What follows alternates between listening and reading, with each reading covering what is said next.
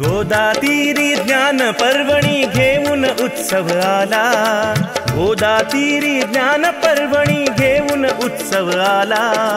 वसंत व्याख्यानमाला ही वसंत व्याख्यानमाला, वसंत व्याख्यानमाला आली वसंत व्याख्यानमाला।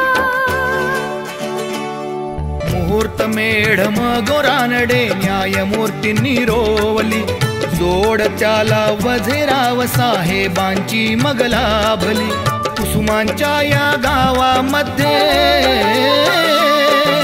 कुसुमांच्या या गावामध्ये ज्ञान यज्ञ पेटला, कुसुमांच्या या गावामध्ये ज्ञान यज्ञ पेटला। वसंत व्याख्यानमाला ही वसंत व्याख्यानमाला, वसंत व्याख्यानमाला आली वसंत व्याख्यानमाला। पुष्प गुंफिले सुंदर पहिले वाचस्पती भिडेनी, ज्ञान कुंभ तो प्राशन केला पुण्यवान लोकांनी। परंपरेला जगद्गुरूंचा, परंपरेला जगद्गुरूंचा आशीर्वाद लाभला, परंपरेला जगद्गुरूंचा आशीर्वाद लाभला। वसंत व्याख्यानमाला ही वसंत व्याख्यानमाला, वसंत व्याख्यानमाला आली वसंत व्याख्यानमाला।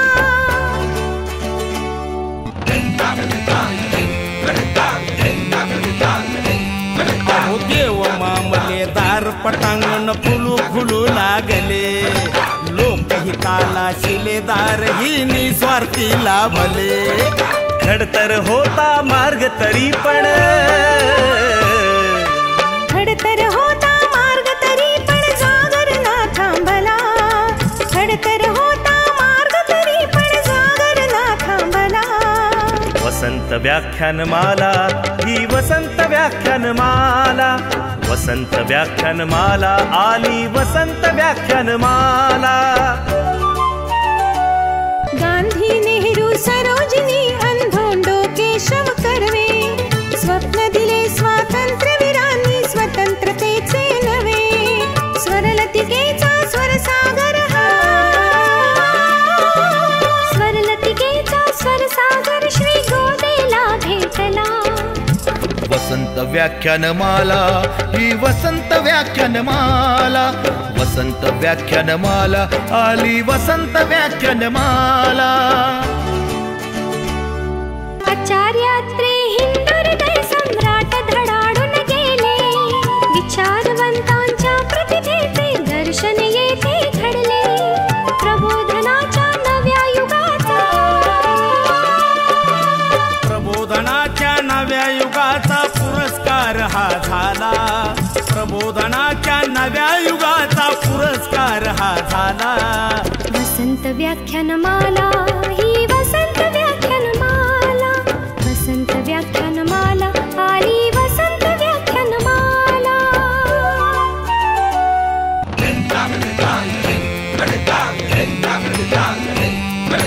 वैभवशाली परंपरेला जतन करूया सारे, ज्ञानामृत हे घेण्यासाठी गोदा काठी या रे। कला गुणांचा संस्कारांचा, कला गुणांचा संस्कारांचा मंगलमय सोहळा, कला गुणांचा संस्कारांचा मंगलमय सोहळा। वसंत व्याख्यानमाला ही वसंत व्याख्यानमाला, वसंत व्याख्यानमाला आली वसंत व्याख्यानमाला। वसंत व्याख्यानमाला ही वसंत व्याख्यानमाला, वसंत व्याख्यानमाला आली वसंत व्याख्यानमाला, वसंत व्याख्यानमाला ही वसंत व्याख्यानमाला, वसंत व्याख्यानमाला आली वसंत व्याख्यानमाला। आजचं पुष्प महाराष्ट्र राज्याचे माजी आरोग्यमंत्री स्वर्गीय डॉक्टर दौलतराव आहेर यांच्या स्मृतिप्रित्यर्थ आयोजित करण्यात आला आहे। आणि हे पुष्प गुंफण्यासाठी आपल्यामध्ये अवघ्या 1-2 मिनिटांमध्ये ESDS सॉफ्टवेअर सोल्युशन या जागतिक दर्जाच्या कंपनीचे चेअरमन पियुष सोमानी यांचं आगमन होत आहे. आम्ही नाशिककर हा त्यांच्या भाषणाचा विषय आहे. या भाषणानंतर Rotary Club of Nashik Road प्रस्तुत त्रिदिवसीय भक्ती महोत्सव भाग 3 हा कार्यक्रम या ठिकाणी सादर होईल. उद्या 20 मे रोजी ज्येष्ठ पत्रकार स्वर्गीय माधवराव लिमये यांच्या स्मृतिप्रित्यर्थ व्याख्यान आहे. मुंबई येथील ज्येष्ठ साहित्यिक प्राध्यापक भगवान इंगळे हे उद्याचं पुष्प गुंफतील. त्यांचा विषय आहे उभारणी. ते आपल्यामध्ये आज उपस्थित देखील आहेत या परिसरात. त्याचबरोबर या व्याख्यानानंतर लीना बोरा प्रस्तुत यादगार रफी मोहम्मद रफी हा गाण्यांचा कार्यक्रम होईल. 21 मे रोजी नाशिकच्या श्री इच्छामणी केटरर्सचे संचालक उत्तमराव गाढवे आणि सागर गाढवे यांचं या ठिकाणी व्याख्यान होईल. भारताची विभिन्न खाद्य संस्कृती आणि परंपरा हा त्यांच्या भाषणाचा विषय आहे. आपण सर्वच जण भारताच्या वेगवेगळ्या भागामध्ये नेहमी पर्यटनाच्या निमित्ताने फिरत असतो. त्यावेळी त्या कोणकोणत्या प्रांतामध्ये जाऊन कोणते पदार्थ तिथले चव चाखली पाहिजे याची माहिती आपल्याला या व्याख्यानातून मिळेल. त्यानंतर घनश्याम पटेल आणि सुरशारदा प्रस्तुत romantic moods of Mohammed Rafi हा गाण्यांचा कार्यक्रम होईल. 22 मे रोजी माउंट आबू येथून ब्रह्माकुमार डॉक्टर प्रेम मसंद हे आपल्याशी संवाद साधण्यासाठी येणार आहेत. संकल्पाची शक्ती हा त्यांच्या भाषणाचा विषय आहे. त्यानंतर सरगम म्युझिक अकॅडमी प्रस्तुत किशोर कुमार ते कुमार शानू हा गाण्यांचा कार्यक्रम होईल. 23 मे रोजी हाँगकाँग या देशातून डॉक्टर मनोज कुलकर्णी आपल्याशी संवाद साधण्यासाठी येणार आहेत. चीनच्या सप्लाय चेनची सद्यस्थिती हा त्यांच्या भाषणाचा विषय आहे. या भाषणानंतर पाटेकर ब्रदर्स प्रस्तुत मेलडी मास्टर्स ऑफ बॉलिवूड हा गाण्यांचा कार्यक्रम होईल. 24 मे रोजी अमेरिका येथील ज्येष्ठ लेखक संशोधक आणि कीस्टोन वक्ता निलेश ओक हे आपल्यामध्ये येणार आहेत. नक्षत्रांचे देणे भारताचा विज्ञाननिष्ठ इतिहास हा त्यांच्या भाषणाचा विषय आहे. आपल्यामध्ये पियुष सोमानी यांचं आगमन झालं आहे. आपण टाळ्यांच्या गजरात त्यांचं स्वागत करूया. मी त्यांना व्यासपीठावर येण्याची विनंती करतो. त्याचबरोबर सप्तशृंगी मेडिकल कॉलेजचे चेअरमन आणि डॉक्टर दौलतराव आहेर यांचे बंधू डॉक्टर बाळासाहेब आहेर यांनाही व्यासपीठावर येण्याची विनंती करतो.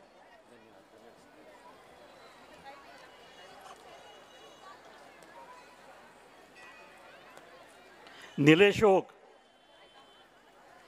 हे आपल्याला अतिशय महत्त्वपूर्ण माहिती देणार आहेत.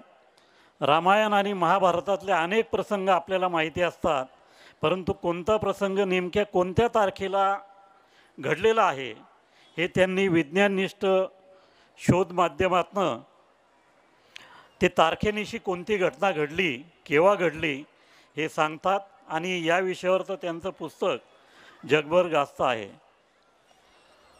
आता आपण आजच्या कार्यक्रमाला प्रारंभ करूया. प्रारंभी डॉक्टर दौलतराव आहेर यांच्या जीवनकार्याचा परिचय करून देणारी चित्रफित आपण बघू आणि त्यानंतर पाहुणे डॉक्टर दौलतराव आहेर यांच्या प्रतिमेला पुष्पहार अर्पण करतील. डॉक्टर दौलतराव सोनूजी आहेर MS कान घसा तज्ज्ञ अशी पदवी संपादन करून त्यांनी नाशिकला वैद्यकीय व्यवसायास प्रारंभ केला. भारतीय जनता पक्षाचे ते पहिले आमदार आणि खासदार होते. युतीच्या कार्यकाळात आरोग्यमंत्री असताना नाशिकमधील वैद्यकीय क्षेत्रात त्यांचं बहुमूल्य योगदान होतं. आरोग्य विज्ञान विद्यापीठ सुपर स्पेशालिटी हॉस्पिटलची स्थापना त्यांच्याच कार्यकाळात झाली. अद्ययावत साधने उपकरणांसाठी जागतिक बँकेकडून निधी उपलब्ध केला. सिव्हिल हॉस्पिटलचे आधुनिकीकरण केले. शुद्ध पाणी पुरवठ्यासाठी गंगापूर धरण ते नाशिक अशी थेट पाईपलाईन, आदिवासी कुपोषित बालकांसाठी मातृत्व अनुदान योजना अशी महत्त्वाची कामेही त्यांनी केली. पदव्युत्तर अभ्यासक्रमाअंतर्गत 1 वर्ष सक्तीची ग्रामीण सेवा करण्याची योजना राबवणारं महाराष्ट्र हे पहिलं राज्य ठरलं. त्यामुळे ग्रामीण भागात आरोग्य सोयी सुविधा उपलब्ध झाल्या. गोदावरी कृती योजनेला चालना, राष्ट्रीय महामार्गावर ट्रोमा केअर सेंटरची स्थापना, इकोकार्डिओग्राम आणि चेस्ट टेस्ट मशीनसाठी प्रत्येक जिल्हा रुग्णालयात उपलब्धता अशी अनेक आरोग्यविषयक महत्त्वपूर्ण कामे डॉक्टर आहेरांनी त्यांच्या कार्यकाळात केली. तसंच वसंतदादा सहकारी साखर कारखान्याचे संचालक, नाशिक जिल्हा मध्यवर्ती बँकेचे संचालक, नाशिक जिल्हा मराठा विद्याप्रसारक संस्थेचे अध्यक्ष अशी विविध पदे त्यांनी भूषवली आणि त्या क्षेत्रात त्यांनी मोलाचं योगदान दिलं. डॉक्टर दौलतराव आहेरांना वसंत व्याख्यानमाला नाशिकच्या वतीनं विनम्र अभिवादन.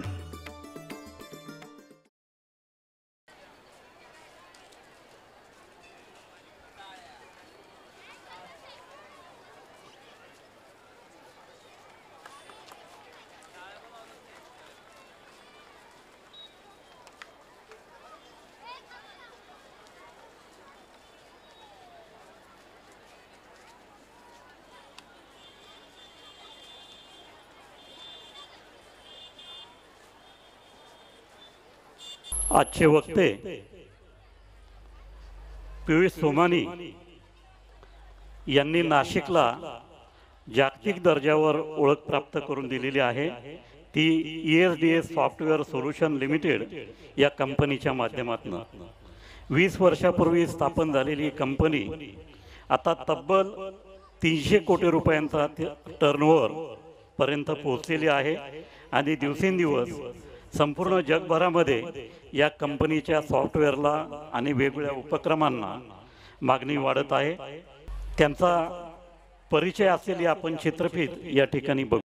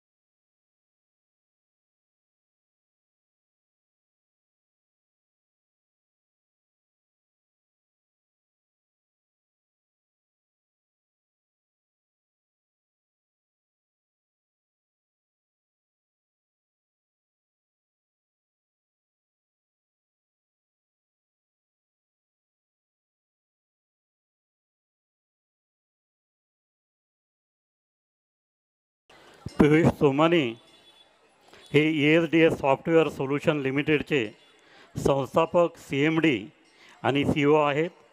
एक जन्मजात नेते आणि प्रतिभाशाली रणनीतिकार अशी ओळख असलेले पियुषजी यांनी ही कंपनी जेव्हा स्थापन केली तेव्हा ते अवघे 23 वर्षांचे होते आणि तेव्हापासून त्यांनी ESDS ग्रुपचा युरोप, पूर्व अमेरिका, आफ्रिका आदी 19 राष्ट्रांमध्ये यशस्वीपणे विस्तार केलेला आहे. पियुषजींनी ग्राहकांना उत्तम अनुभव आणि समाधान देण्यासाठी cloud hosting platform, data centre management system, core banking solution आणि पे पर ग्राहक बिलिंग सिस्टम यासारख्या अनेक नवनवीन तंत्रज्ञानावर नेहमीच लक्ष केंद्रित केलेलं आहे. त्यांच्या कार्यालयामध्ये 1000हून अधिक कर्मचारी कार्यरत असतात आणि ते त्यांची अतिशय उत्तम काळजी घेत असतात आणि त्यामुळे एक सांघिक शक्ती निर्माण होऊन कंपनीची अतिशय उत्तम वाटचाल होत असते. पियुषजींनी त्यांच्या entrepreneur with the fire within आणि living in harmony with the sun ही 2 पुस्तकं लिहिली आहेत आणि या पुस्तकांना अतिशय जगभरात या पुस्तकांचं उत्तम स्वागत झालेलं आहे. नाशिक जागतिक स्तरावर अधिकाधिक पुढे कसं गेलं पाहिजे, चमकलं पाहिजे आणि नाशिकमधले वेगवेगळे जे प्रश्न आहेत त्याची सोडवणूक आपण सगळ्यांनी वेगवेगळ्या संस्थांनी एकत्रित येऊन कशी करता येईल या दृष्टीने प्रयत्न केले आहेत आणि आम्ही नाशिककरच्या माध्यमातून त्यांनी नुकताच जिल्हाधिकाऱ्यांना नाशिकच्या विकासाचा एक डेव्हलपमेंट रोडमॅप म्हणा, प्लॅन म्हणा हा सादर केलेला आहे. मी आपल्या नाशिकमधले सुप्रसिद्ध गुंतवणूकदार प्रमोद पुराणिक यांना विनंती करतो आपण पियुष सोमानी यांचा व्याख्यानमालेच्या वतीने सत्कार करावा.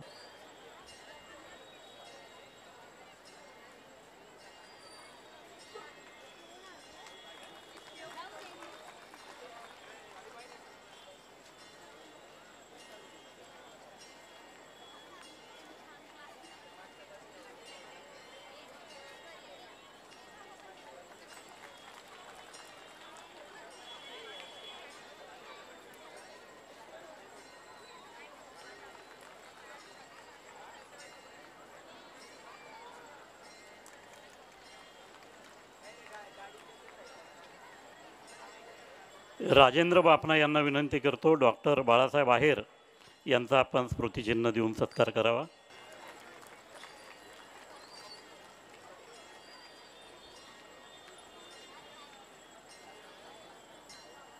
मी पियुष सोमानी यांना विनंती करतो आजच्या पुष्पास त्यांनी प्रारंभ करावा. आम्ही नाशिककर हा त्यांच्या भाषणाचा विषय आहे. नाशिककरांना आणि गंगा गोदावरी जिचं पाणी म्हणजे अक्षरशः 99% पाणी जे माझ्या शरीरात असेल ते या गोदावरीचंच असेल. या गोदावरीच्या शेजारी आज उभं राहून मला गंगा आरती करण्याचा गंगा गोदावरीची आरती करण्याचा मला आज जो अनुभव मिळाला आणि आज तिच्या शेजारी उभं राहून आपल्याशी मनोगत व्यक्त करण्याची जी संधी मिळते आहे, तर बाळासाहेबांनी मला हा प्रश्न हाच विचारला की तुम्ही आता इथे जे प्रेझेंट करताय ते काहीतरी वेगळं आहे, आम्हा लोकांना ते समजेल का, इथे सगळे बसलेल्या लोकांना ते समजेल का. तर मी भाषा म्हणजे एकदम सिंपल लँग्वेजमध्ये मी आपल्याला एक्सप्लेन करू इच्छितो की आम्ही टेक्नॉलॉजी क्षेत्रातले आहोत पण आहोत नाशिककर. मन जे आहे ते 100% नाशिकचंच आहे आणि पाणी जे आहे ते 100% गोदावरीचं आहे जवळजवळ.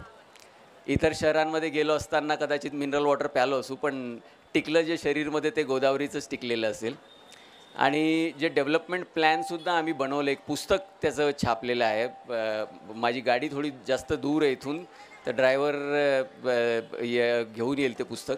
एक पुस्तक आम्ही बनवलेलं आहे विजन नाशिक म्हणून, की पुढच्या 10 वर्षांमध्ये नाशिकसाठी आपण काय काय केलं पाहिजे आणि का केलं पाहिजे, तसं न केल्यास काय परिणाम होतील, हे पुस्तक आम्ही बनवून कलेक्टरांना दिलं. कलेक्टर आहेत, डिव्हिजनल कमिशनर आहेत, सगळ्यांना म्युन्सिपल कमिशनर. तर काय काय त्या पुस्तकात आम्ही कवर केलं ते मला मनोगत आपल्याबरोबर शेअर करायचं. माझी फील्ड जी आहे थोडंसं लोकांना ते वाटतं की हा टेक्नॉलॉजीचा आहे. मी जेव्हा लोकांना बोलतो की अरे क्लाउड आणि डेटा सेंटर फील्डमधले आहोत आम्ही, लोक म्हणतात ठीक आहे तुमच्याबद्दल असं. मग लोकांना मी सांगतो की मी न्यूट्रिशनिस्टसुद्धा आहे. मग लोक म्हणतात ओके ठीक आहे. मग मी म्हणतो लोकांना की मी विपश्यना मेडिटेटर आहे, धम्म नाशिकाचा ट्रस्टी आहे.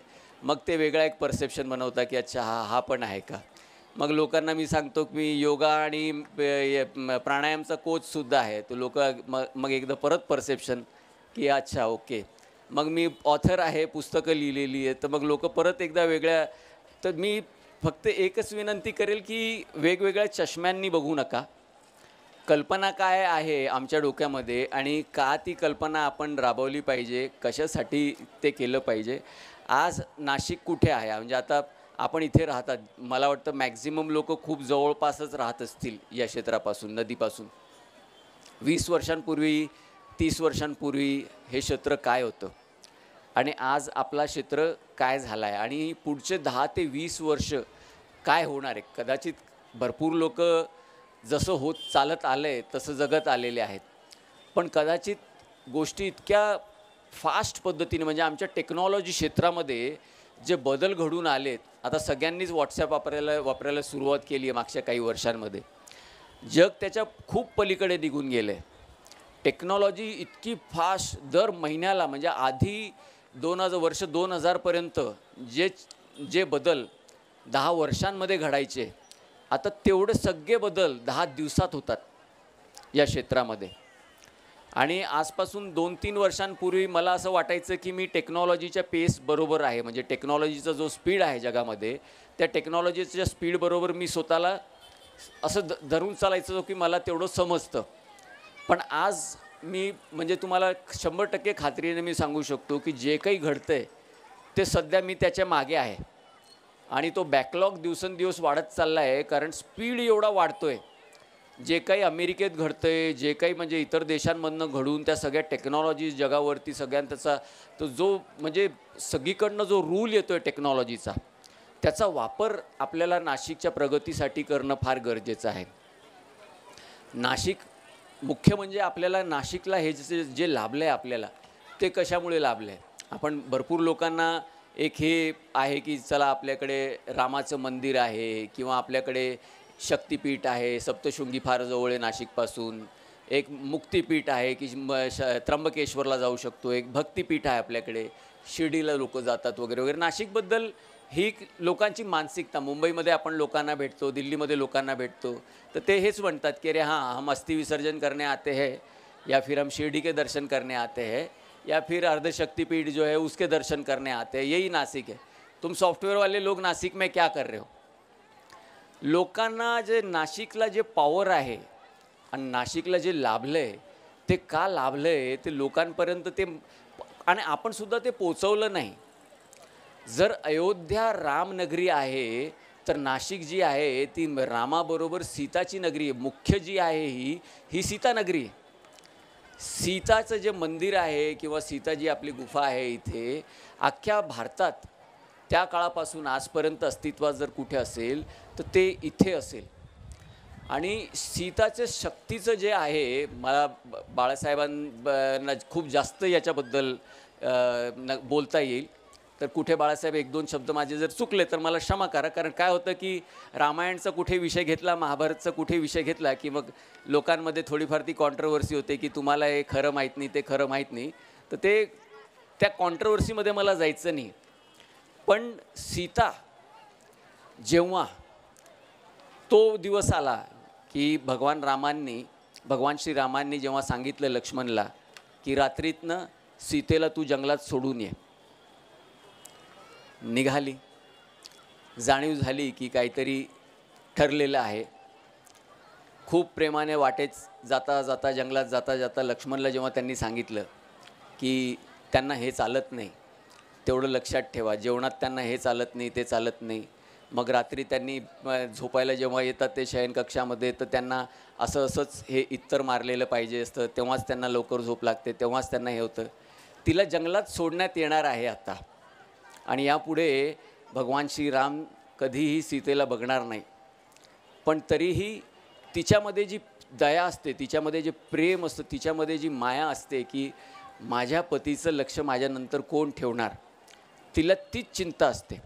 आणि ते झाल्या सगळ्यानंतर जेव्हा आपल्याला लवकुश सगळ्यांना ती स्टोरी माहिती आहे की कशा पद्धतीने त्यांनी तो घोडा त्यांचा थांबवला, तो अश्वरथ त्यांनी थांबवला, विजयरथ त्यांचा थांबवला, आणि त्यानंतर काय घडलं, काय पॉवर असते एक शुद्ध स्त्री जी नाशिकमध्ये तिचं अस्तित्व आजही आहे, तिची काय शक्ती असते.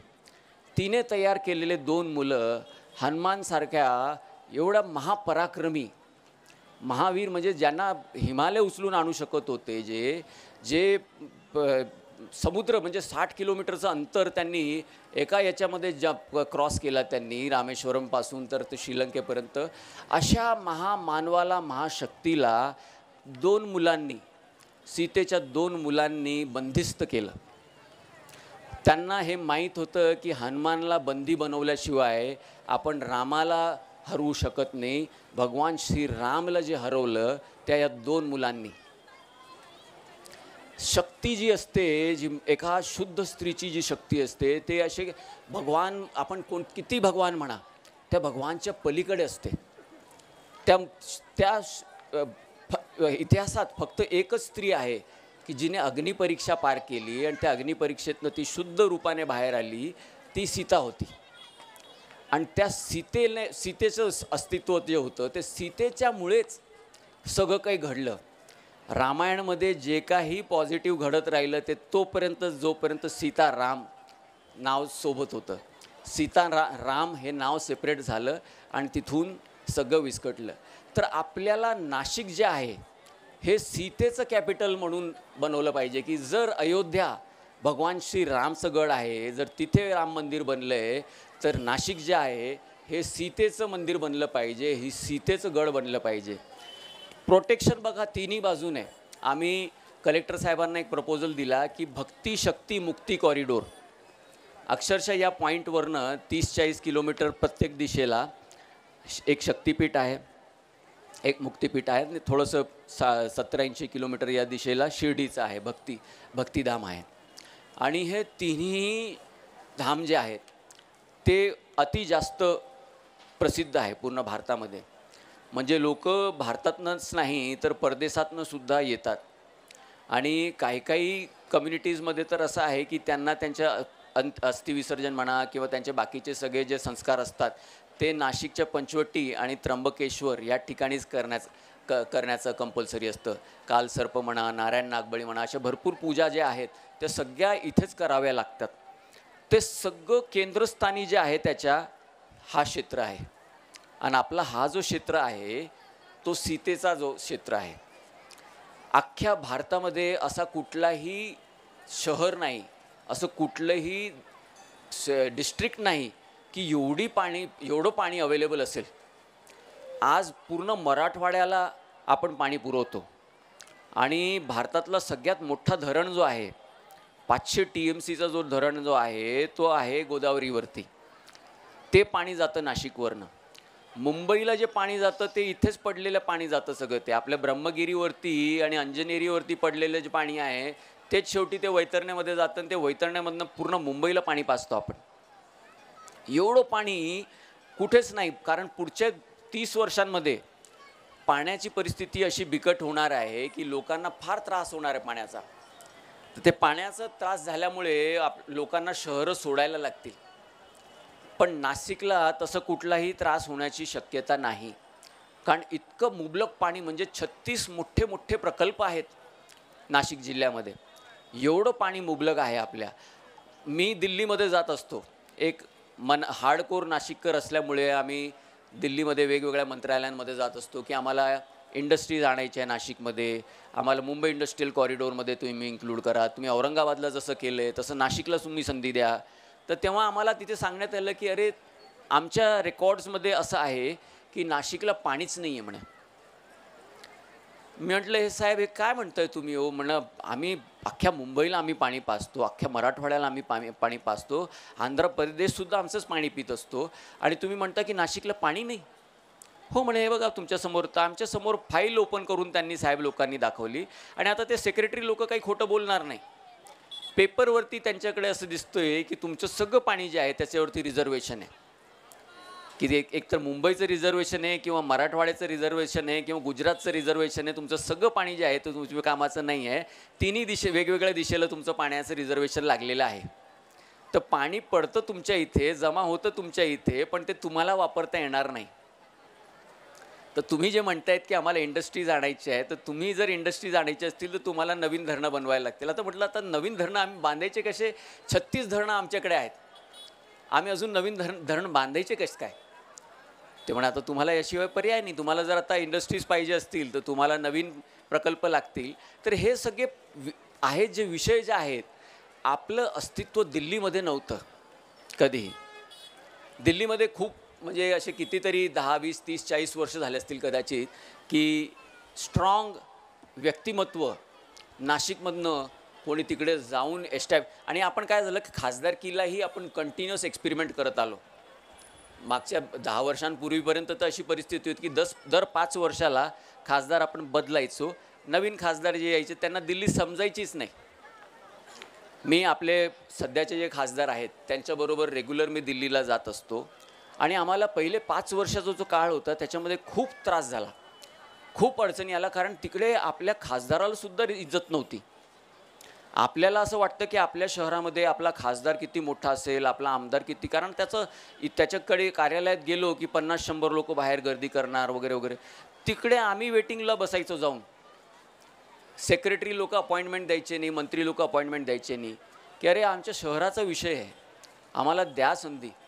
10 वर्ष लागून गेले तिकडे ते समजून घ्यायला सगळं सिस्टम, ते बसून घ्यायला. आणि आता शक्यता अशी आहे की आपल्याला एक 3 डॉटरसुद्धा बघायला भेटणार आहे त्यांचा.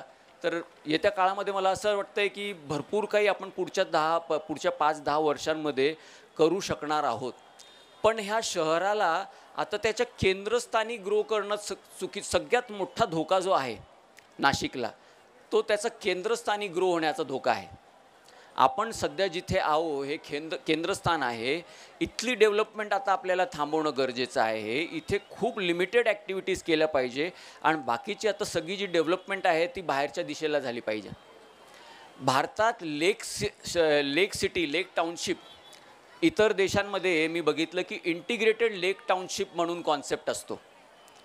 तो भारतामध्ये कुठेच नाही. जर तुम्ही वैतरणाचा क्षेत्र जर बघितला, पूर्ण वैतरणा म्हणा किंवा गंगापूर धरण म्हणा, मुकणे म्हणा, बेजे, हे सगळे जे धरणं आहेत, पूर्ण क्षेत्रच तो आहे जो धरणांचा आपला दारणा. तर हे सगळं क्षेत्र जर बघितला, हेलिकॉप्टरमधनं माणूस जेव्हा प्रवास करत असतो ना, त्याला असं वाटतं की अक्षरशः म्हणजे हे थोडं मालदीवसारखंच दिसतं की काय, की जमीन पाणी, जमीन पाणी, जमीन पाणी, एवढं सुंदर दिसतो आपला नाशिकवरून. तर एक इंटिग्रेटेड लेक सिटीचा जो कॉन्सेप्ट आहे हा जर आपण राबवला तर येत्या काळामध्ये 20-25 लाख लोकांचं पॉप्युलेशन, जेवढं आजचं आपलं नाशिक शहराचं पॉप्युलेशन आहे तसं 20-25 लाख लोकांचं पॉप्युलेशन त्या क्षेत्रामध्ये आपल्याला वसवता येईल. आणि इथे जो आता लोड येणार आहे पुढच्या 10 वर्षांमध्ये, जर आपण याच्यावरती आता या 5 वर्षांच्या काळात आपण काम जर नाही केलं तर अशी परिस्थिती होईल की गंगापूर रोडवरनं इथे यायला सुद्धा 2-2 तास लागतील. पुण्यामध्ये ती परिस्थिती झालेली आहे. 20 वर्षांपूर्वी जो माणूस पुण्याला जाऊन आला असेल आणि आत्ता जो पुण्यामध्ये जात असेल त्याला आत्ता जाणून चुकलं असेल की पुण्याचं काय परिस्थिती झाली. हे नाशिकबरोबर पुढच्या 20 वर्षात नाही होणार, पुढच्या 5 ते 10 वर्षांमध्येच मॅक्झिमम होऊन जाणार आहे. ही परिस्थिती येणार आहे आपल्यावरती. आणि प्रत्येक माणसाकडे आता मोठी गाडी यायला लागली आहे. असं चुकूनच आता कोण एखादा दिसतो की तो सायकलवरती जात असतो. प्रत्येक माणूस तो 4 व्हीलरवरतीच आजकाल, आणि पुढे जाऊन अजून सोयीस्कर होऊन जाणार आहे कारण बॅटरी ऑपरेटेड गाड्या येत आहेत. टेक्नॉलॉजी अशी येते की आता मॅक्झिमम 5 ते 7 वर्षांमध्ये ड्रायव्हरलेस कार्स पण आपल्याकडे येतील. परदेशात तर म्हणजे आम्ही त्या टेक्नॉलॉजीवरती आज काम करतो आहे की परदेशाच्या कंपन्यांना आम्ही तशा टेक्नॉलॉजीवरती हेल्प करतो आहे. आपल्याकडे येईल ते. प्रत्येक गोष्ट स्मार्ट होणार आहे येत्या काळामध्ये. पण आपल्याला आज स्मार्ट होणं फार गरजेचं आहे. शहरामध्ये, शहराच्या लोकांमध्ये हे स्मार्टनेस आणणं फार गरजेचं आहे. आपले जे मुख्य अजेंडा जे आहेत ते आपल्याला समजून आणि ते आपल्याला दिल्लीला राबवणं फार गरजेचं आहे. आपण जे विषय घेऊन जात असतो दिल्लीला ना, आपण खूप फालतू विषय घेऊन जात असतो. अक्षरशः ते विहिरींमध्ये 2 बेडकांचं भांडण जसं होतं आणि ते विहिरीमध्येच त्यांचं सारखं तंटा चालू असतो, तशी आपली परिस्थिती आहे. आपण नदीमध्ये कधी पोचलोच नाही, समुद्रापर्यंत आपण कधी पोचलोच नाही. त्या बेडकीला जेव्हा समुद्रामध्ये जाते तेव्हा जाणवतं की अरे बापरे, इथे तर व्हेल पण आहे आणि इथे शार्क पण आहे. काय आपलं अस्तित्व आहे त्यांच्यासमोर. तर आपल्याला दिल्लीपर्यंत पोचणं आत्ता फार गरजेचं आहे. दिल्लीमध्ये आपल्याला हे सगळे विषय नाशिकसाठी बनवून आणणं फार गरजेचं आहे. भरपूर गोष्टी चांगल्या होत चालल्या आहेत. आता समृद्धी जर तुम्ही बघितलं तर समृद्धी हायवे, एवढा सुंदर समृद्धी हायवे आता आपल्याला नाशिकला प्राप्त झाला आहे. सुरत चेन्नई एक्सप्रेसवे तो आपल्याला प्राप्त झाला आहे. नाशिकवरनं रेग्युलर फ्लाईट्स उडायला लागल्यात. आम्ही मागच्या या 10 वर्षांमध्ये जेवढी मेहनत घेतली, आम्ही फ्लाईट चालू करायचो, ती जेट एअरवेज बंद, किंगफिशर आधी चालू केली ती किंगफिशर बंद, स्पाइस जेटचं चालू केलं ती स्पाइस जेट बंद, ती एक गुजरातची एक एअरलाईन आली ती बंद. आता फॉर्च्युनेटली इंडिगोने चालू केली, तर 70% भारतात ज्या फ्लाईट चालू होत आहेत त्यांनी फ्लाईट चालू केल्या नाशिकमधनं, म्हणून आता रेग्युलर आपल्याला फ्लाईट्स मिळायला लागल्या. पण नाशिकचं नशीब बघा, 2 एअरपोर्ट लाभले. एक 30 मिनिटावरती एक एअरपोर्ट आहे आणि एक तास दीड तासावरती आपला एक दुसरा एअरपोर्ट शिर्डी एअरपोर्ट आहे, तो आपल्याला लाभला आहे. आणि आत्ता पुढच्या 6 महिन्यांमध्ये येत्या नवी मुंबई एअरपोर्टला आपल्याला 1.5 तासात नाशिकवरनं पोचता येईल. तर सगळ्यात मोठा इंटरनॅशनल एअरपोर्ट जो बनणार तिथे 1.5 तासात पोचता येईल आपल्याला. आणि बाकीचं ज्यांचं मुंबईचं जे डोमेस्टिक एअरपोर्ट आहे तिथे 2 तासात आपल्याला पोचता येईल पुढच्या 6 महिन्यामध्ये. मुंबईची काय परिस्थिती आहे आपल्याला माहिती आहे, पुण्याची काय परिस्थिती आता माहिती आहे. सगळी डेव्हलपमेंट जी आहे ती नाशिककडे वळणार आहे. तर तुम्हाला आता इतर कोणाकडे जाण्याची गरज नाही की आम्हाला डेव्हलपमेंट द्या. डेव्हलपमेंट पासून वाचायचं कसं, ती डेव्हलपमेंट तुकड्यांमध्ये तोडून वेगवेगळ्या पॉकेट्समध्ये कसे बसवायची ते आपल्याला विचार करणं फार गरजेचं आहे. कारण जर नाशिककरांनी हाच विचार केला नाही की अरे आम्हाला डेव्हलपमेंट पाहिजे, तुम्ही ह्या शहरावरती 70-80 लोक लादू शकता का? 25 लाख लोकांमध्ये आपले सध्या कॅपॅसिटी संपलेली आहे.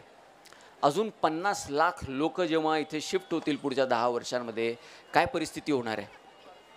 तर कशी डेव्हलपमेंट पाहिजे हा नकाशा आपल्या डोळ्यासमोर असणं फार गरजेचं आहे. आणि ती डेव्हलपमेंट दिल्लीमधनं सँक्शन करून आणणं फार गरजेचं आहे. मी नाशिकच्या काही इतर लोकांबरोबर RSS बरोबर मी जुळलेला आहे. RSSच्या काही स्वयंसेवकांबरोबर सुद्धा, इतर लोकांबरोबर सुद्धा मी रेग्युलर चर्चा करत असतो. तेव्हा त्यांच्याशी माझी एकच चर्चा होत असते की आपले जे RSSचे पण जे नाशिकचे स्वयंसेवक आहे किंवा बाकीचे जे लोक आहेत त्यांचं पण दिल्लीमध्ये अस्तित्व तयार होणं फार गरजेचं आहे. आपल्याला आता दिल्लीवरती जाऊन आपल्याला राज करायचं आहे. कारण दिल्लीचा असा प्रॉब्लेम आहे की एक तर तिकडे कधी राज होतो तो उत्तर प्रदेशचाच होतो किंवा उत्तर प्रदेश नंतर नंबर लागला तर गुजरातचा. त्याशिवाय दिल्लीवरती कोणी राज करू शकत नाही. कारण उत्तर प्रदेश, बिहार, मध्य प्रदेश हे 3 स्टेट जरी कवर केले की तुमच्या जवळजवळ 200च्या आसपास तुम्ही पोचून जाता. तेवढा हिंदी बेल्ट टार्गेट केला की तुमचे 200 सीट मिनिमम होऊन जाता. उरलेले इकडून तिकडून जोडायचे आणि तुम्ही सरकार बनवता तिकडे दिल्लीमध्ये. तर तो हिशोब असल्यामुळे महाराष्ट्र नेहमी इग्नोर होऊन जातो. आता महाराष्ट्रामध्ये मुंबई आणि पुण्याकडे बघायची गरज पडत नाही, कारण तिथे ऑटोमॅटिक तिथे डेव्हलपमेंट आली. आपले जे मुख्यमंत्री झाले किंवा जे उपमुख्यमंत्री झाले त्यांचा सगळा फोकस मुंबई फायनान्शियल कॅपिटल होती. मुंबईची ॲक्च्युली जेवढी डेव्हलपमेंट व्हायला पाहिजे होती मागच्या 30 वर्षांमध्ये झाली नाही. मुंबईची सगळी डेव्हलपमेंट जी आहे ती दुबईला निघून गेली. आज मला प्रत्येक मोठ्या फायनान्शियल इन्स्टिट्यूटची जेव्हा मीटिंग करायला जायचं असतं ती मुंबईला होत नसते, ती होते दुबईला. तर मुंबईलाही जे डेव्हलपमेंट बरोबर करता आली नाही त्याचा सगळा दोष की नवी मुंबई त्यांना व्यवस्थित बनवता आले नाही. नवी मुंबई नंतर नवी मुंबई 2, नवी मुंबई 3 हे सगळं बनवता आलं नाही. पुण्याचंही तेच सगळं चुकले आणि आता नाशिकसुद्धा त्याच मार्गावरती आहे. हेच माझे म्हणजे महत्त्वाचे काही शब्द आहेत. माझं जे पुस्तक आहे त्याच्यामध्ये मी 15 टॉपिक कवर केलेले. एज्युकेशनवरती पण विषय आहे माझा थोडा, की एज्युकेशन हब होऊ शकतो हा एज्युकेशन क्लस्टर.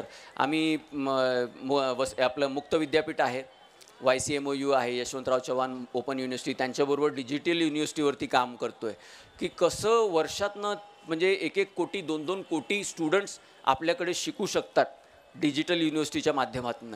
त्याच्यावरती सुद्धा आपण काम करतो आहे. तर ते जर शक्य झालं तर आपण एक सगळ्यात मॉडर्न सगळ्यात ॲडव्हान्स्ड युनिव्हर्सिटी नाशिकमधनं तयार होणार आहे. आणि सध्याचे आपले जे हे आहेत व्हाईस चान्सलर आहेत ते खूप मोठ्या लेवलला, कारण त्यांना त्या बोर्डवरती डिजिटल युनिव्हर्सिटी डिजिटल महाराष्ट्राच्या बोर्डवरती पॅनलवरती त्यांना बसवलेले मुख्यमंत्र्यांनी, त्यांना ही संधी प्राप्त झालेली आहे. तर हे नक्की येत्या काळामध्ये तो एक मोठा विषय जो आहे आमचा, असे टोटल 15 विषय आहेत पण मुख्य विषय हाच माझा असेल. आज मी इथून माझं जे भाषण संपवण्यापूर्वी माझी एकच विनंती असेल की आपल्याला हे जे गड बनवायचं आहे ते जसं छत्रपती शिवाजी महाराजांचे जे गडकिल्ले होते ते एका ठिकाणीच त्यांनी गडकिल्ले बनवले नाही. म्हणून कधीही औरंगजेब म्हणा किंवा मुघल म्हणा त्यांना कधीही ते समजलंच नाही की आता छत्रपती शिवाजी महाराज जे आहेत ते रायगडावरती असतील की पन्हाळ्यावरती असतील की कुठे असतील, म्हणजे रामशेजवरती असतील की कुठे 300 किल्ले होते. तसं आपलं पण नाशिक असलं पाहिजे की तो वेगवेगळ्या पॉकेट्समध्ये असला पाहिजे. मग तो इंटिग्रेटेड म्हणजे ग्रेटर नाशिक असा एक कॉर्पोरेशन बनली पाहिजे. मग इथली 25 लाख लोकांची लोकसंख्या, 10 लाख लोकसंख्या, 15 लाख लोकसंख्या असं मिळून एक इंटिग्रेटेड शहर बनलं पाहिजे. नाशिक हा जो आपला माइंडसेट आहे की हा नाशिक आहे, त्या माइंडसेटचा विस्तार करणं फार गरजेचं आहे. त्या माइंडसेटमधनं बाहेर येऊन पसरलेलं एक म्हणजे ग्रेटर नाशिक सिटी हे एक डेव्हलपमेंट, इंटिग्रेटेड लेक सिटी आणि सीतेचं गड म्हणजे सगळ्यात मोठं माझ्यासाठी आजचा एकच म्हणजे हे असेल.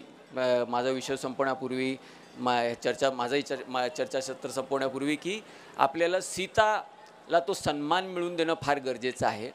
कारण जी सगळ्यात इतिहासातली सगळ्यात शुद्ध स्त्री, सगळ्यात शक्तिशाली स्त्री, तिच्या शक्तीपुढे कुठलेही देव टिकले नाही, कुठलेही पराक्रमी टिकले नाही, की कुठलेही महारथी टिकले नाही. तशी सगळ्यात शक्तिशाली स्त्री नाशिकमध्ये होऊन गेली, पण तिला तिचा तो सन्मान नाशिकने दिला नाही.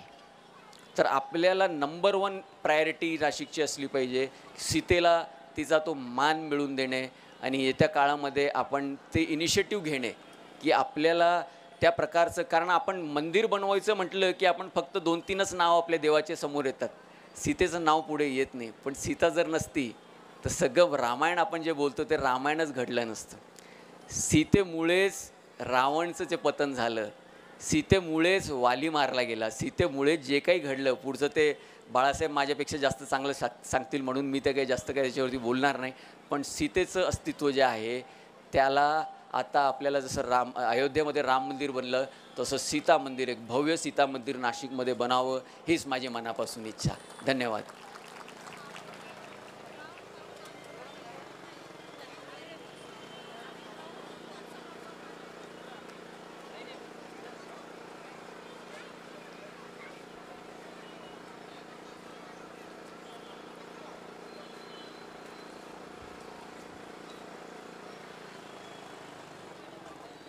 आपल्याला जर काही प्रश्न विचारायचे असतील किंवा नाशिकच्या डेव्हलपमेंटच्या दृष्टीने आपल्या काही सूचना असतील तर त्या आपण इथे माईक आहे त्याच्यावर विचारू शकता आणि योग्य त्या प्रश्नांचं उत्तर पियुषजी आपल्याला देतील.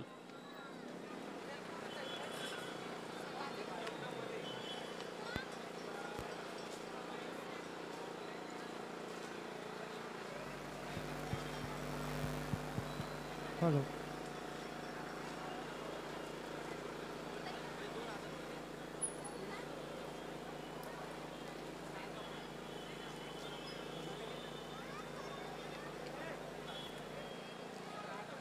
माईक वर्किंग नाही आहे त्यांचा. माईक चालू करता का तिकडून एकदा हां चालू बघ.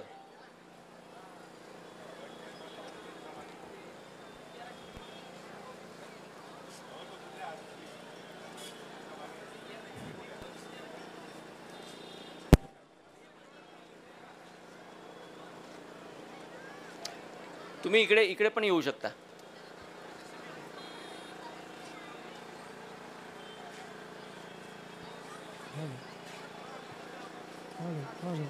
Hello hello.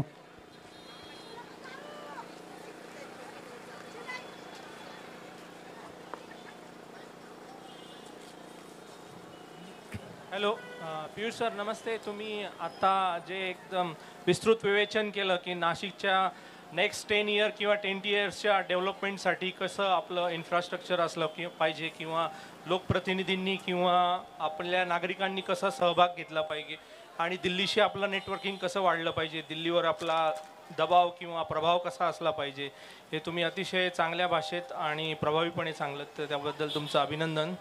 And my next question is about of course software. 10 वर्षापासून आपण म्हणतोय की एक नाशिकला सॉफ्टवेअर क्लस्टर आलं पाहिजे आणि जशी पुण्याची वाढ झाली एक सॉफ्टवेअर हब म्हणून, तसं नाशिकमध्ये पण जसं एज्युकेशन हब वाढतं आहे. We have at least 10 to 15 engineering colleges and engineering students we have. आणि मग त्या माध्यमातून त्या क्लस्टरच्या डेव्हलपमेंटसाठी काय म्हणजे पुरेसे प्रयत्न होत नाही आहे किंवा कंपन्या इच्छुक नाही आहेत किंवा लोकप्रतिनिधी नाही आहेत किंवा जागेची कमतरता आहे किंवा काय नेमका काय अडचणी येत आहेत आणि ते का होत नाही आहे? आपलं नाव? हर्षद भागवत. हर्षद.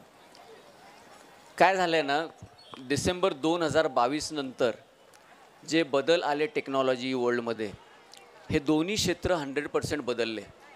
मी हा विषय हात यासाठीच लावला नाही कारण इतकं प्रचंड मोठं बदल आलं की आमचा जो IT क्षेत्र शिकलं पाहिजे, मला तू प्रोग्राम बनवून देतं, तेवढं ते फटाफट टाक टाक टाक टाक टाक टाक टाक टाक 8-10 पानांचं प्रोग्राम बनवून देतं. मग त्याच्यात ते टाकतात की which video should I watch, त्याच्यात येऊन जातं की एवढे यूट्यूबचे तुम्ही व्हिडिओज बघायला सुरुवात करा. मग यूट्यूबमध्ये गेल्यानंतर तो यूट्यूबसुद्धा एका खाली त्याला द्यायला सुरुवात करतो की तुम्ही 4-5 अशा प्रकारचे व्हिडिओ बघितले ना, तर माणसाला मग पुढचे सगळे व्हिडिओ त्याच्या लायकीचे म्हणजे चुकीचा शब्द वापरला, त्याच्या लेवलचे त्याला व्हिडिओज दिसायला सुरुवात होतात त्या यूट्यूबवरती सुद्धा. तर त्याच्यामुळे आता एज्युकेशन हबसुद्धा कॉन्सेप्ट संपला, सॉफ्टवेअर हब हा कॉन्सेप्ट संपला, एज्युकेशन हब कॉन्सेप्ट संपला. म्हणून आम्ही डिजिटल युनिव्हर्सिटीवरती काम करतो आहे की वर्षातनं 1-2 कोटी लोकांना कसं काय डिग्री मिळेल त्या डिजिटल युनिव्हर्सिटीमधनं. कारण यापुढे आता कॉलेजमध्ये जाऊन शिकणे हा विषय नसेल. मॅक्झिमम आता 2-3 वर्ष 4 वर्ष उरले असतील कदाचित इतर सगळ्या कॉलेजांचे. ते हळूहळू कसं तरी ते खेचतील गाडी काही काळ तरी, कारण तिकडे गेलं की डिग्री मिळते यासाठी पण लोक जातील, पण भविष्य नाही आता त्या क्षेत्राला. मी आता फॉरेनच्या कॉलेजेसमध्ये बघतो त्यांचं संपलं आहे. बँका UK-मधल्या आम्ही ज्या सगळ्या बँकांना तिथे सर्व्हिसेस वगैरे देतो UK-मध्ये सुद्धा, त्या बँकांनी 90% कर्मचारी कपात केलेली, 90% मागच्या 7 वर्षांमध्ये, 7 ते 8 वर्षांमध्ये. तर सॉफ्टवेअर कंपनीज तिथे नोकरी कपात झालेली आहे, बँकांमध्ये कपात झालेली आहे, युनिव्हर्सिटीजमध्ये तिथे खूप कपात झालेली आहे. तर हे सगळे क्षेत्र जे आहे आत्ता जे पुढे येणार आहे ते आर्टिफिशियल इंटेलिजन्स आहे, रोबोटिक्स आहे, मशीन लर्निंग आहे, virtual reality, augmented reality, blockchain, हे सगळे जे टेक्नॉलॉजीचे सगळे विषय, क्लाउड कम्प्युटिंग आहे, सुपर कम्प्युटिंग, हे सगळे जे विषय जे आहे, क्वांटम कम्प्युटिंग आहे. क्वांटम कम्प्युटिंग तर आता पुढच्या 5-6 वर्षांमध्ये क्वांटम कम्प्युटिंगने जोर जर धरला तर सगळा विषय आर्टिफिशियल इंटेलिजन्स काय घडवणार आहे पुढे येत्या काळामध्ये. अक्षरशः म्हणजे पुढे तुम्ही जेव्हा बघाल 10 वर्षानंतर, मी जर नक्की असलो तर, आपण सगळे जर असलो 10 वर्षांनी, तर तुमच्याकडे पण आतमध्ये एक चिप असेल, माझ्याकडे पण आतमध्ये एक चिप असेल. मी इथे जेव्हा उभा असेल तर मी सगळ्यांचं बघितलेलं असेल की इथे कोण कोण कॅप्टन पर्सनॅलिटी आहे, कोण कोण मॅवरिक पर्सनॅलिटी आहे, कोण कोण ईगल पर्सनॅलिटी आहे, कोण कोण टायगर पर्सनॅलिटी, कोणचं काय, कोणामध्ये काय गुणधर्म आहे, कोणाला शेतीचं समजतं याच्यातलं, कोणाला काय, त्याचं प्रोफाईल बघून झालेलं असेल. माझ्या चिपने आधी प्रोफाईल बघितलं असेल. ज्यांना जो विषय आवडेल त्या विषयावरती मी बोलायला सुरुवात केली. तुम्हाला प्रश्न बोलायची गरज पडणार नाही, प्रश्न मला आधीच समजलेला असेल आणि मी काय उत्तर दिलं पाहिजे ते सुद्धा मला प्रॉम्प्टिंग आधीच झालेलं असेल की यांच्यासमोर, हर्षद समोर असं बोलू नको. हर्षदला असं बोललं की हर्षदला रामाबद्दल काही बोललं की राग येतं, या माणसांना जर कृष्णाबद्दल बोललं की यांना राग येतो, ते सगळंसुद्धा माझ्याकडे ऑलरेडी इन्फॉर्मेशन असेल. तर म्हणून सगळं क्षेत्र बदलतंय. साहेब नमस्कार. हां, येस सर. मी संजय पवार, सेवानिवृत्त कामगार इंडिया सिक्युरिटी प्रेसमधून झालेलो आहे. माझा एकच प्रश्न असा आहे, या नाशिक शहराची जी लोकसंख्या होती 1982 साली 2,62,666 जनगणनेचा आकडा होता. मी कॉलेजला KTHMला होतो त्यावेळेला, तिथं तो आकडा लागलेला होता. तो अजूनही माझ्या फिट झालेला आहे. आजची जी आपली नाशिक शहराची लोकसंख्या जवळजवळ 25 लाखापर्यंत गेलेली, 30च्या जवळपास असेल. 30 लाख. परंतु ज्या पटीत आपल्या या नाशिक शहराची लोकसंख्या या महाराष्ट्राची म्हणा, त्या पटीत या तरुणांना रोजगार नाही आहेत, अतिशय बेकारी वाढलेली. इतर आपण जगाचा जर विचार केला तर जगात ठीक आहे बा, त्या ठिकाणी कामगार कपात होते कारण तिथं लोकसंख्याच कमी आहे. आपल्या भारतातून लाखो लोक परदेशात गेलेले, आपण स्वाभिमानानं सांगतो परदेशात याचा मुलगा गेला त्याचा, परंतु जे आज आपल्या नाशिक शहरात आहेत ते तरुणांची बेकारी अतिशय मोठ्या प्रमाणात वाढलेली. याच्यावर कुठं आपल्याला सोल्युशन करता येईल का? त्यांना रोजगार उपलब्ध करून देता येतील का? माझ्या ओळखीतले जेवढे मी तरुण सध्या बघतोय की जो डिप्लोमा करून बाहेर आला त्याला लगेच 25-50 हजारची नोकरी मिळते, कारण तो इतका इंटेलिजंट आहे, तो इतका होतकरू आहे, म्हणजे त्याला इतकं जास्त पॅशन आहे ना. तर मी एका ठिकाणी गेलो होतो, इंडस्ट्री फोरम होता, समोर असंच 1000-1500 लोक बसले होते आणि ते नाशिकचं सगळे कंटिन्यूस नाशिकबद्दल वाईट बोलत होते तिथे, की इथे स्किल्स मिळत नाही, इथले कामगार चांगले नाही, हे नाही ते नाही ते नाही. मी तिथे त्यांना तेच सांगितलं की तुम्ही हायर करताना आहे ना एखाद्या पर्टिक्युलर स्किलमधला तयार माणूस हायर करण्याचा प्रयत्न करतात आणि तिथे चुकतं. तुम्ही आज जो माणूस तयार असेल, एका विषयामध्ये तयार असेल, जोपर्यंत तो कंपनीमध्ये येतो तो 6 महिन्यात तो विषय संपलेला असतो. नवीन विषय येतो आणि तो नवीन शिकू शकत नाही, कारण त्याने ट्रेनिंग जी घेतली ती एका विषयाची घेतली. पॅशनवाला माणूस घेतला ना की ज्याला खूप जिद्द आहे की जे काही नवीन घडेल ते मी करायला तयार आहे, त्या सगळ्यांना जॉब आहे. इंटरनेटवरती शोधलं तर तुम्हाला शेतीचे एवढे नवीन नवीन प्रकार. आता आम्ही पण 8-10 वेगवेगळ्या ठिकाणी नाशिकमध्ये शेती करतो आहे आणि आम्ही चांगला पैसा कमवतो त्याच्यातनं. कोण म्हणतं की शेतीतनं पैसा? आम्ही गहू नाही लावला कधी, आम्ही कधीही असे ते पीक असे घेतलेच नाही की ज्याच्यात नुकसान होत असतं. आम्ही असे कॉन्सेप्ट काढले, इंटरनेटमधनं शोधून गोष्टी आणल्या. लाखो रुपये आम्ही कमवतो आहे अर्धा एकरचे क्षेत्रामागे किंवा 10 गुंठे क्षेत्रामागे. तर तुम्ही सर्च केलं इंटरनेटवरती आणि तुम्ही पॅशन असलं, जिद्द असली की प्रत्येकाला कामगार रोजगार मिळतो आहे. आणि भारतातला हा एकमेव डिस्ट्रिक्ट आहे की इथे उपाशी पोट कोणीच झोपत नाही. नाशिक, तुम्हाला गरीब माणूस शोधायला लागतो एखाद्या दिवस, कोणाला जेवण खाऊ घालायचं असेल की अरे मला आज माझ्या वडिलांचं हे करायचं, त्याचं हे करायचं आहे. इथे उपाशीपोटी राहिलेला माणूस लवकर मिळत नाही. नाशिकची ही परिस्थिती ते आहे, ते सीतेमुळे. तर सीतेमुळे आपल्याला ते लाभलेलं, पण लोकांना स्वतःमध्ये जिद्द तयार करावी लागेल ना. फक्त तुम्ही गेले आणि तिकडे सीते उद्या नोकरी देऊन टाक आणि ती लगेच तुम्हाला नोकरी, तुमच्यामध्ये लायकी नाही ती नोकरी करायची, तर माणूस ती जॉब मिळून करणार काय माणूस? एका महिन्यात टर्मिनेट होतो तो. मग आपण आमच्याकडे येतात, कोणाच्या एखाद्या पॉलिटिशियनचा फोन येतो किंवा एखाद्या ऑफिसरचा फोन येतो, याला जॉबवरती लाव, घेतो 2 महिन्यात 3 महिन्यात तो बाहेर होऊन जातो, कारण तो टिकूच शकत नाही ना एवढ्या कॉम्पिटिशनमध्ये. तर ते कॉम्पिटिशनमध्ये टिकणारेच लोक आता पुढे टिकतील.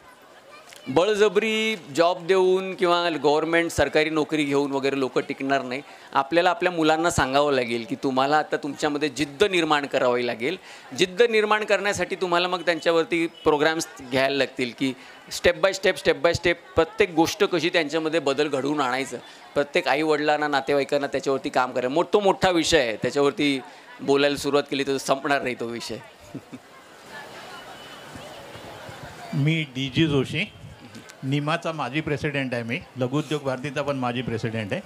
मला तुम्हाला असा प्रश्न विचारायचा आहे की आता तुम्ही जे पॉकेटची गोष्ट केली की डेव्हलपमेंट फक्त नाशिकपुरती नाही झाली पाहिजे, तर आजूबाजूला जी झाली पाहिजे, ते पॉकेट्स तुमचे कुठल्या मनात आहे, तुमचे काय मनात येते? मी जसं लेक सिटीज म्हणतो, इंटिग्रेटेड लेक सिटी, तर ते सगळं वैतरणाचं क्षेत्र म्हणा किंवा गंगापूर धरणाचं क्षेत्र म्हणा किंवा दारणा वगैरे, तर खूप आहेत. म्हणजे जवळजवळ 36 असे प्रकल्प आहे आपल्या डिस्ट्रिक्टमध्ये. ते नाशिकमधलं दूरच असले पाहिजे, थोडे 20-20, 30-30 किलोमीटर दूर असले पाहिजे हे पॉकेट्स, कारण ते जेव्हा स्प्रेड होतील ना ते लगेच चिटकून जातील. जर तुम्ही म्हटलं ना की ते 15 किलोमीटर दूरवरती बनवा, तो थोडा स्प्रेड व्हायला लागला ना त्याचा सेंटर, की लगेच तो चिटकून जाईल आणि तो नाशिकला परत कंजेस्ट करेल. तर हे सगळे 30-30, 40-40 किलोमीटर दूर असणं फार गरजेचं आहे शहराच्या सेंटरपासून. म्हणजे ते स्प्रेड होतील तर आपल्याला त्याचा त्रास होणार नाही. आणि ते जेव्हा स्प्रेड होतील तर, कारण काय आहे की आता कम्यूट जो आहे पुढच्या 5 वर्षांमध्ये 8 वर्षांमध्ये तो इतका फास्ट होणार आहे. जर तुमच्या सिटीमध्ये जर कंजेशन नसेल तर तुमचे ड्रोन्स असतील, हवेत उडणारे ड्रोन्स असतील, ऑटोनॉमस व्हेकल्स असतील, त्याच्यामुळे तुम्ही 30-40 किलोमीटर क्रॉस करायला तुम्हाला 30 मिनटंसुद्धा लागणार नाही. येत्या 10 वर्षांमध्ये. पण जर ट्रॅफिक नसेल तर, पण सगळी डेव्हलपमेंट पुण्यासारखी जर झाली तर पुण्याला आता कोणीही पुढे जाऊन डिकंजेस्ट करू शकणार नाही. मुंबईला सुद्धा कोणी भविष्यात जाऊन डिकंजेस्ट करू शकणार नाही, कारण ते आता डिकंजेशनच्या पलीकडे निघून गेलेले. तसं आपल्याबरोबर घडण्यापूर्वी आपल्याला वेगवेगळे पॉकेट्स बनवले पाहिजे. हा या बाजूचंही क्षेत्र आहे, आळगाव वगैरे सगळं क्षेत्र आहे, किंवा आपला हा सगळा निफाड वगैरे सगळा क्षेत्र आहे, त्या दिशेला पण आपण जाऊ शकतो. तर पाणी तर सगळीकडेच मुबलक आहे. एक मिनिट बंद होते. सरकारी जमीन धरताय की प्रायव्हेट जागा धरताय? नाही, क्लस्टर्स डिक्लेअर करून दिले पाहिजे. आणि हे किती पेरीफेरी 100 किलोमीटरची धरताय? कसं एक्झॅक्ट तुमच्या डोक्यात काय आहे मला नाही समजलं. मला आमचा जो पूर्ण प्लॅन बनवलेला आहे त्याचं ते पुस्तक मी बेनिजींकडे मी पोचवतो आता थोड्या वेळातच. मी माझ्या ड्रायव्हरला बोलून मी 100 पुस्तक मागवलेत. मी ते पुस्तक पण त्याचं पण मी डिस्ट्रीब्युशन करतो. कारण काय बऱ्याच लोकांकडे जागा असतात पण परवानग्या मिळत नाही, आणि तो एक खूप मोठी अडचण आहे. समजा आपण एक 100-500 घरांचं एखादं गाव करायचं ठरवलं तर त्याच्या परवानग्या मिळत नाही आता, आणि तिथे ते त्यासाठीच आम्ही ते गव्हर्नमेंटकडनं करून आणतोय. ते जर गव्हर्नमेंटनेच सगळे ते क्लिअर केलं की हे क्लस्टर बनणार आहे, जसं नवी मुंबई हे क्लस्टर बनणार आहे. आता त्यांनी काय केलं की नवी मुंबईच्या खाली ते सगळं उरण वगैरे जो क्षेत्र आहे, आता तिथे आता 3री मुंबई तयार करायचं त्यांचं चाललं आहे. तर ती रायगड वगैरे सगळी तिथपर्यंत पोहोचून जाईल. ती आता रायगडच्या पलीकडे निघून जाईल ती 3री मुंबई. तर तसंच आपल्याला पण करणं फार गरजेचं आहे की वेगवेगळे क्लस्टर, आणि त्या प्रत्येक क्लस्टरचा सेंटर जो आहे दुसऱ्या क्लस्टरपासून 50 किलोमीटर असला पाहिजे. जागा नाही म्हणून ते बाहेर गेलेत. एक तर जागा नाही आणि दुसरं पाणी नाही. परवानगी नाही सर, परवानगी नाही. परवानगी यासाठी नाहीये कारण परवानगी मिळत नाही. परवानगी यासाठी नाहीये कारण नाशिक जिल्ह्यातली मॅक्झिमम जागा जी आहे ती धरण क्षेत्रामध्ये येते, किंवा ट्रायबल एरियामध्ये येते, किंवा हॉर्टिकल्चर हब रिझर्वेशनमध्ये येते, किंवा बाकीचे. आणि फॉरेस्टचे एवढे किचकट नियम आहे, इतके किचकट नियम आहे का ती 10 वर्ष फाईल चालते तरी त्याचा रिझल्ट मिळत नाही आणि परवानगीच मिळत नाही. आपल्याला फॉरेस्टची जागा टच करायचीच नाही सर. पण म्हणजे कसं आहे की जागा ज्या वेळेला आपण घेतो, आमची 50 एकर जागा आहे का 50 हेक्टर जागा आहे, पण शेजारी 5 हेक्टर जागा आहे का ती त्याला लागून येण्याची आवश्यक आहे, पण ती जमीनच मिळत नाही ना, परवानगीच देत नाही का. तर 2 हेक्टरसाठी 5 हेक्टरसाठी फॉरेस्ट आहे. आणि 10 वर्ष आज मांजरपाडासारखा प्रोजेक्ट फॉरेस्ट जागेमुळे 20 वर्ष लटकलेला आहे. मांजरपाडाचा प्रोजेक्ट फक्त फॉरेस्ट, बाकी काही नाही. कसं आहे, गव्हर्नमेंटला जेव्हा गरज पडते ना तेव्हा सगळं कोरल वगैरे तोडून सुद्धा त्यांनी मुंबईचं सगळं कोस्टल रोड बनवलं आहे. त्यांना जेव्हा परवानगी म्हणजे गरज होती तर मुंबईचं सगळं केलं. तेच फॉरेस्टपेक्षा खतरनाक काम म्हणजे ते कोरल्सचं सगळं तो आहे विषय. आणि मुंबईचे तुम्हाला कार्यकर्ते माहिती आहे किती खतरनाक आहेत, पण शेवटी गव्हर्नमेंटने ती इच्छाशक्ती दाखवली. मँग्रूव्ज म्हणा, कोरल्स म्हणा, सगळं ते सी रीफ म्हणा वगैरे सगळं तोडून वगैरे त्यांना बनवता आले ते कोस्टल रोड वगैरे. तर नाशिकमध्ये ते आपल्याला इच्छाशक्ती तशी ती पॉलिटिकल विल आणि ब्युरोक्रॅटिक सपोर्ट आपल्याला लागेल, पण मेजर आपल्याला दिल्ली आणि मुंबई दोन्ही ठिकाणी आपल्याला काम करावं लागेल. पॉलिटिकल थोडं आपल्याला जोर लावावं लागेल. नाशिकच्या असं कितीतरी मला 20-30 वर्षांपेक्षा जास्त झाले की आपल्या कुठल्याही आमदाराला कधी असं कुठलंही पद मिळालं नाही मुंबईमध्ये. खासदारांना तर दिल्लीमध्ये नाहीच कधी आजपर्यंत, पण आमदाराला सुद्धा आपल्या कधी तिथे पद मिळत नाही. ते कुठे ना कुठे आपल्या लोकांचा सुद्धा दोष आहे. आपण आपल्या राजकारण्यांना का दोष द्यायचा, आपण आपल्या लोकांना सुद्धा दोष दिला पाहिजे की आपण पण त्यांच्या मागे लागलं पाहिजे की चला तुम्ही, आम्ही तुमच्याबरोबर आम्ही आहोत. येस येस येस एक शेवटचा एक प्रश्न आपण घेऊया. मॅडम आहेत तिकडे. येस, सीतेचं नाव घेतलं तर मॅडमचं एक प्रश्न येणं गरजेचं आहे. नमस्कार सर. नमस्कार. रेणुका काकड. माझा असा प्रश्न होता की आता तुम्ही म्हटले की अमेरिकेमध्ये ज्या कंपन्या आहेत त्या इनोव्हेशन बेस आहेत आणि भारतातल्या ज्या आहेत त्या बेसिकली ट्रेडिंग बेस आहे. तर आपल्या नाशिकमध्ये जर काही इनोव्हेटिव्ह पर्सन्स असतील तर त्यांच्या इनोव्हेशनला चालना देण्यासाठी नाशिकमध्ये अशी काही ग्रुप आहेत का, किंवा असं काही आपल्या म्हणजे त्यांचं सपोर्ट करण्यासाठी का, जे क्रिएटिव्ह पर्सन्स आहेत असं काही करता येईल का, किंवा आहे ऑलरेडी तर त्याची मला माहिती मिळावी. Thank you so much. रेणुकाताई, तुला एक प्रश्न विचारतो मी की नाशिकमध्ये लोक पैसा जेव्हा त्यांच्याकडे येतो तर कशात इन्व्हेस्ट करतात सांग मला, खरं खरं सांग. जमिनीमध्ये करत असते. हां, तर नाशिकमध्ये जेव्हा माणसाकडे पैसा येतो तेव्हा तो जमिनीमध्ये इन्व्हेस्ट करतो. तो इनोव्हेशन करणाऱ्या कुठल्याही व्यक्तित्वावरती तो इन्व्हेस्ट करत नाही. घरामध्ये एखादा मुलगा म्हणत असेल ना, पप्पा मला हे करायचं आहे, मला 1 कोटी 2 कोटी मिळाले ना तरी मी ही कंपनी टाकू शकतो आणि ते करू शकतो, तर बाप त्याचा 5 कोटीची जमीन घेईल, पण त्या इनोव्हेशनमध्ये तो पैसे टाकणार नाही. कारण त्याला माहिती आहे की मागच्या 30-40 वर्षांमध्ये नाशिकमध्ये 1 कोटीचं जी जागा जर घेतली तर ती 100 कोटीची झालेली आहे. तर मला जर पैसे कमवायचे असतील तर मी जमिनीमध्येच टाकणार ना. मी इनोव्हेशनमध्ये कशाला टाकणार? तर लोकांचं माइंडसेट आपल्या देशामध्ये काय आहे की फक्त पैसा कमवायचा, तो कुठल्या मार्गाने कमवायचा त्याला महत्त्व नाही. आणि तो पैसा तो ब्लॉक राहतो त्या जमिनीच्या ॲसेटमध्ये. तो म्हणतो की आता, आणि ती कधी आयुष्यात आपल्या कामात येत नाही. आणि तिचे जेव्हा लिटिगेशन येतात त्या जमिनीचे, तर त्याचे लिटिगेशन तुमचे कितीतरी पुढच्या जनरेशन्स खराब करून टाकतात. असे कितीतरी मोठे मोठे श्रीमंत ग्रुप आहे की ज्यांचे 5-5 हजार एकर जागा आहेत नाशिकमध्ये, पण त्यांच्या स्वतःच्या फॅमिलीमध्येच वाटणी हेन तेन सगळं होत त्यांनी नाशिकसाठी काही कॉन्ट्रीब्यूट केलं नाही. माझ्या ओळखीचे असे भरपूर मोठे मोठे लोक आहेत नाशिकमध्ये, 5-5 हजार एकर घेऊन बसलेले आहेत. आज कितीतरी 10,000 20,000 कोटीचे ते मालिक आहेत, पण नाशिकसाठी त्यांचं कॉन्ट्रीब्युशन अक्षरशः.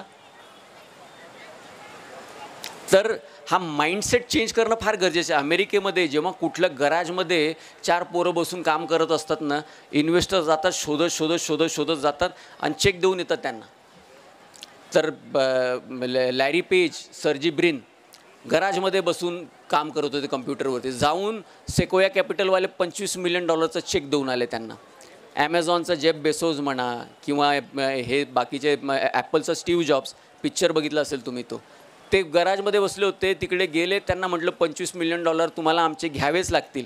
ते म्हणे नाही आम्ही तुमचे नाही घेणार, आमच्याकडे इतरकडनं सुद्धा ऑफर आलेली नाही तुम्हाला आमचेच घ्यावे लागतील. 2-2, 3-3 लोकांबरोबर त्यांचे कॉम्पिटिशन चालू आहे की ह्या कंपनीमध्ये मला पैसे इन्व्हेस्ट करायचे. तर तिथे कॉम्पिटिशन असते की या लहान 21-22 वर्षाच्या पोरांनी जे चालू केले त्याच्यामध्ये मला पैसे इन्व्हेस्ट करण्यासाठी लोक मरतात. आणि इथे कोणीही तुम्हाला इन्व्हेस्टमेंट नाशिकमध्ये देत नाही. इथे फक्त जमिनीमध्ये इन्व्हेस्टमेंट करतात. ती मानसिकता जोपर्यंत बदलत नाही, आणि मानसिकता बदलत नाही तर मग राहू द्या ना, मग आपल्याला जसं जगतायत लोक तसं जगू द्या. कशाला तुम्हाला डेव्हलपमेंट पाहिजे, कशाला तुम्हाला इनोव्हेशन पाहिजे? जर मानसिकताच बदलायची नसेल तर इनोव्हेशनची चर्चाच करू नका. थँक्यू. धन्यवाद.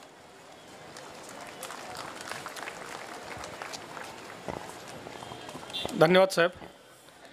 आजचं वसंत व्याख्यानमालेतलं जे व्याख्यान होतं ते श्रीयुत पियुष सोमानी, प्रख्यात उद्योजक, ESDS सॉफ्टवेअर सोल्युशन्स येथील, यांनी आपल्याला आम्ही नाशिककर या विषयावर चांगल्या पद्धतीने व्याख्यान दिलं.